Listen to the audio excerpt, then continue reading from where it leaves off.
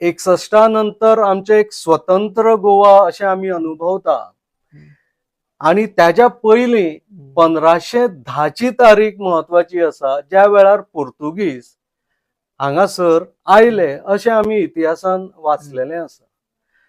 पूण पोर्तुगीज हांगासर येतकीर जालें कितें की त्यांनी सुरवातीक फक्त 3 तालुका काबीज केले. तिसवाडी, सासष्टी आणि बार्देस. आणि ह्या 3 तालुक्यांचेर ते 350 वर्षे त्यांनी सलग राज्य पयलीं केलें. आणि हेका म्हटल्या जुनी काबिजात. ओके.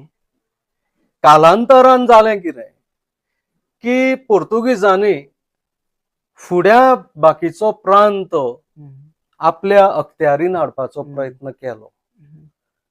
तो बऱ्यापैकी तेका थंय विरोध आशिल्लो तो म्हणजे मराठा शासकांचो.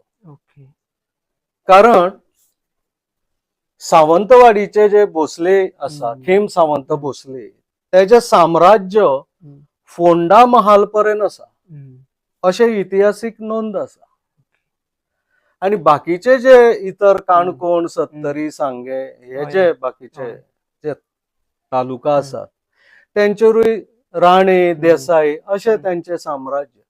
पूण हे सगळे जे शासक त्या वेळार आशिल्ले या 350 वर्साच्या काळात हे सगळे पेडणे, बिचोली, फोंडा हेजेर जे शासन आशिल्ले ते प्रामुख्यान मराठा शासन आशिल्ले असो ऐतिहासिक उल्लेख आसा.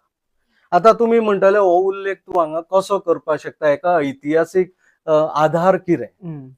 तर ज्या वेळार 350 वर्षे हांगासर जे ह्या 3 तालुक्यांनी हिंदूंचेर अत्याचार झाले अशी जी नोंद आमकां मेळटा आणि त्यांची देवळां मोडली अशी नोंद मेळटा आणि ते देव घेवन पलतडी गेले अशें आमकां इतिहास सांगता.